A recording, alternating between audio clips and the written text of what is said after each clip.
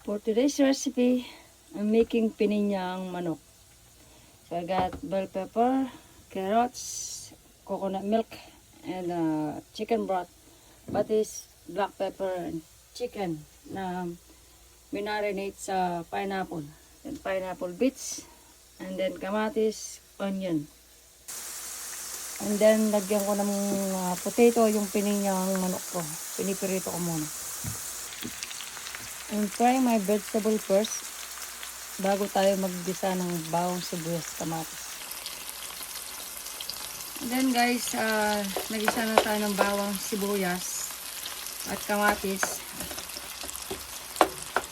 Palambutin natin yung kamatis. Then naglagay na ako ng minced garlic pang kontra sa swang. And then guys, lagyan natin ng black pepper. And then mix it well.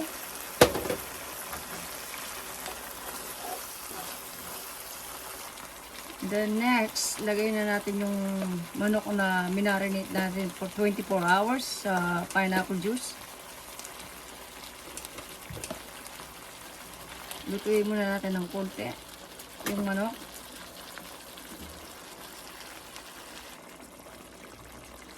Yan guys, kumukulo na. Lagay na natin yung pineapple juice instead of natapon natin.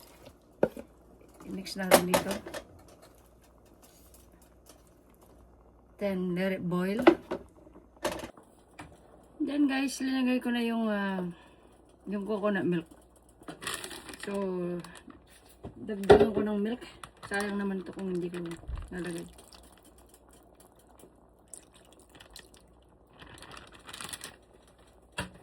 May coconut milk at saka milk.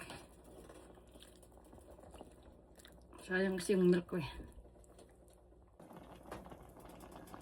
Then, ngayong kumukulo, nalagyan natin ng patis, fish sauce.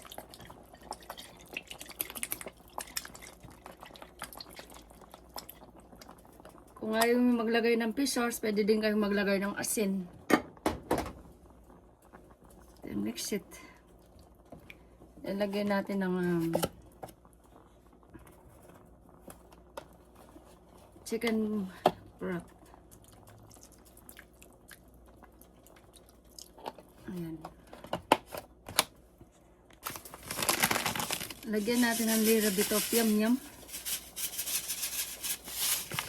At saka sesame oil. Okay? Lalong masarap. There you go. Yung guys, lagay na natin yung pineapple bits natin.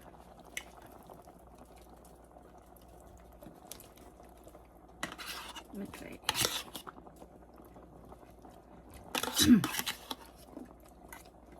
Up. Then mix it.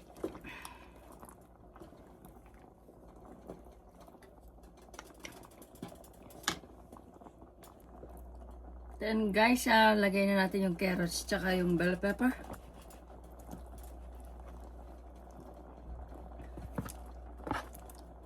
Yung pinirito kong bell pepper tsaka carrots.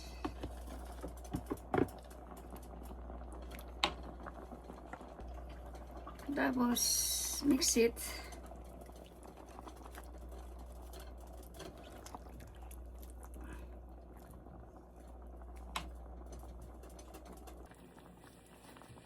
Okay guys, ito na yung pinakalas, yung potato. Lagyan natin ng potato kasi sayang yung potato ko.